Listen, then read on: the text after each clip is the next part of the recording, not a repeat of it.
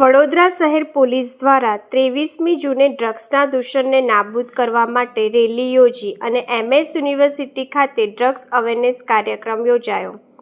વડોદરામાં 26 જૂને ઉજવાનારા આંતરરાષ્ટ્રીય નશા વિરોધી દિવસ પૂર્વે વડોદરા શહેર પોલીસ અને ફેથ ફાઉન્ડેશનના સંયુક્ત ઉપક્રમે એક વિશેષ જનજાગૃતિ કાર્યક્રમ યોજાયો હતો।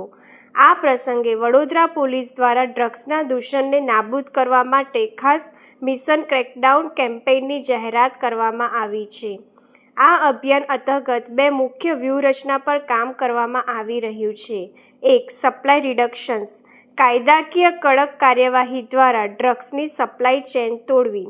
બીજું, ડિમાન્ડ રિડક્શન્સ, ફેથ ફાઉન્ડેશનના સહયોગથી વ્યસનીઓનું કાઉન્સેલિંગ કરવું અને તેમને વ્યસન મુક્તિ કેન્દ્રમાં સારવાર આપીને ડ્રગ્સની માંગ ઘટાડવી। આ અવેરનેસ પ્રોગ્રામમાં તમામ કક્ષાના પોલીસ અધિકારીઓ જોડાયા હતા। પોલીસનો મુખ્ય ઉદ્દેશ કાયદાકીય નિયંત્રણ અને સામાજિક સુધારણાના સમન્વય દ્વારા વડોદરામાં ડ્રગ્સના કેસો ઘટાડવાનો અને યુવાધનને બચાવવાનો છે।